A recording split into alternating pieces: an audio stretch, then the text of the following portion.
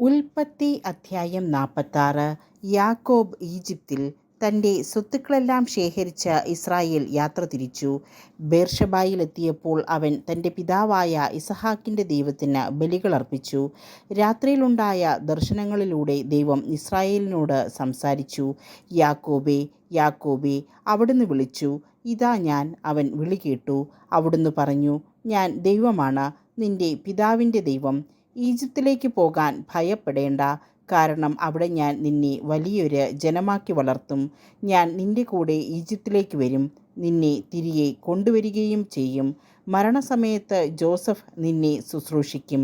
യാക്കോബ് ബേർഷെബായിൽ നിന്ന് യാത്രയായി. ഫറവോ കൊടുത്തയച്ചിരുന്ന രഥങ്ങളിൽ ഇസ്രായേലിൻ്റെ മക്കൾ പിതാവായ യാക്കോബിനെയും തങ്ങളുടെ കുഞ്ഞുങ്ങളെയും ഭാര്യമാരെയും കയറ്റിക്കൊണ്ടുപോയി. തങ്ങളുടെ കന്നുകാലികളും കാനാൻ നാട്ടിൽ തങ്ങൾക്കുണ്ടായിരുന്ന വസ്തുവകകളും അവർ കൂടെ കൊണ്ടുപോയി. യാക്കോബും സന്തതികളും ഈജിപ്തിലെത്തി.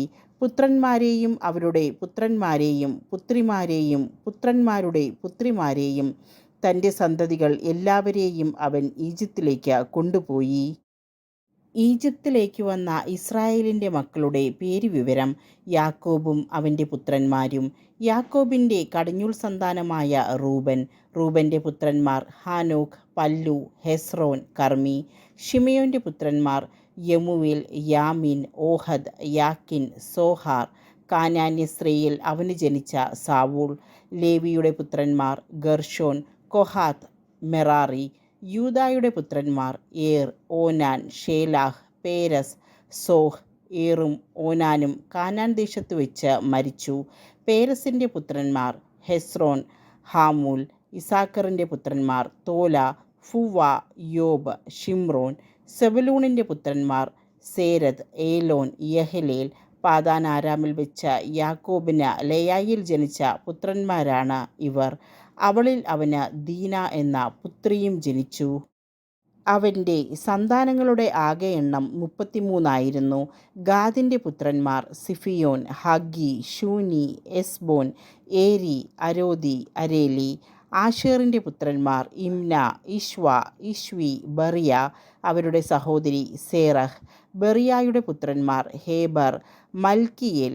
ലാബാൻ തൻ്റെ മകളായ ലെയായ്ക്ക് പരിചാരികയായി കൊടുത്ത സിൽഫയുടെ മക്കളാണിവർ. യാക്കോബിന് സിൽഫയിൽ 16 മക്കളുണ്ടായി. യാക്കോബിൻ്റെ ഭാര്യയായ റാഹേലിൻ്റെ മക്കൾ ജോസഫ്, ബെഞ്ചമിൻ. ജോസഫിന് ഈജിപ്തിൽ വെച്ച് ഓനിലെ പുരോഹിതനായ പൊത്തിഫറായുടെ പുത്രി അസ്നത്തിൽ മനാസേയും എഫ്രായിമും ജനിച്ചു. ബെഞ്ചമിൻ്റെ പുത്രന്മാർ ബേല, ബേക്കർ, അഷ്ബേൽ, ഗേര, നാമാൻ, എഹിറോഷ്, മുപ്പീം, ഹുപ്പീം, ആരദ്. യാക്കോബിന് റാഹേലിൽ ജനിച്ച മക്കളാണ് ഈ 14 പേരും. ദാനിൻ്റെ പുത്രൻ ഹുഷീം. നഫ്താലിയുടെ പുത്രന്മാർ യഹ്സേൽ, ഗൂനി, യേസർ, ഷില്ലെം. ലാബാൻ തൻ്റെ മകളായ റാഹേലിന് കൊടുത്ത ബിൽഹ എന്ന പരിചാരികയിൽ യാക്കോബിനുണ്ടായ പുത്രന്മാരാണ് ഈ 7 പേർ. പുത്രന്മാരുടെ ഭാര്യമാരെ കൂടാതെ യാക്കോബിൻ്റെ കൂടെ ഈജിപ്തിലേക്ക് വന്ന അവൻ്റെ സന്താനങ്ങൾ 66 പേരാണ്. ഈജിപ്തിൽ വെച്ച് ജോസഫിന് 2 പുത്രന്മാർ ജനിച്ചു. അങ്ങനെ ഈജിപ്തിലേക്ക് വന്ന യാക്കോബിൻ്റെ കുടുംബക്കാർ ആകെ 70 പേരാണ്. ഗോശേനിലേക്കുള്ള വഴി കാണിക്കണമെന്നാവശ്യപ്പെട്ടുകൊണ്ട് യാക്കോബ് ജോസഫിൻ്റെ അടുത്തേക്ക് യൂദായെ മുൻകൂട്ടി അയച്ചു. അവർ ഗോശേനിലെത്തിച്ചേർന്നു. ജോസഫ് തൻ്റെ പിതാവായ ഇസ്രായേലിനെ എതിരേൽക്കാൻ രഥമൊരുക്കി ഗോശേനിലെത്തി. അവൻ പിതാവിനെ കെട്ടിപ്പിടിച്ച് ദീർഘനേരം കരഞ്ഞു. ഇസ്രായേൽ ജോസഫിനോട് പറഞ്ഞു, ഇനി ഞാൻ മരിച്ചു കൊള്ളട്ടെ, എന്തെന്നാൽ ഞാൻ നിൻ്റെ മുഖം കാണുകയും നീ ജീവനോടെ ഇരിക്കുന്നു എന്ന് അറിയുകയും ചെയ്തിരിക്കുന്നു. ജോസഫ് തൻ്റെ സഹോദരന്മാരോടും പിതൃകുടുംബത്തോടുമായി പറഞ്ഞു, ഞാൻ പോയി ഫറവയോട് പറയട്ടെ.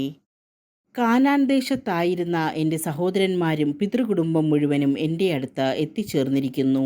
ഇവർ ഇടയന്മാരാണ്. കാലിമേൽക്കലാണ് ഇവരുടെ തൊഴിൽ. ആടും മാടും അവർക്കുള്ളതൊക്കെയും അവർ കൂടെ കൊണ്ടുവന്നിട്ടുണ്ട്. ഫറവോ നിങ്ങളെ വിളിച്ച് നിങ്ങളുടെ തൊഴിൽ എന്താണെന്ന് ചോദിക്കുമ്പോൾ അങ്ങയുടെ ദാസന്മാർ ചെറുപ്പം മുതൽ ഇന്നുവരെയും കാലിമേയ്ക്കുന്നവരാണ്, ഞങ്ങളുടെ പിതാക്കന്മാരും അങ്ങനെയായിരുന്നു എന്ന് പറയണം. അങ്ങനെ പറഞ്ഞെങ്കിലേ ഗോശെൻ നാട്ടിൽ നിങ്ങൾക്ക് പാർക്കാനൊക്കൂ, കാരണം ഇടയന്മാരോട് ഈജിപ്തുകാർക്ക് അവജ്ഞയാണ്.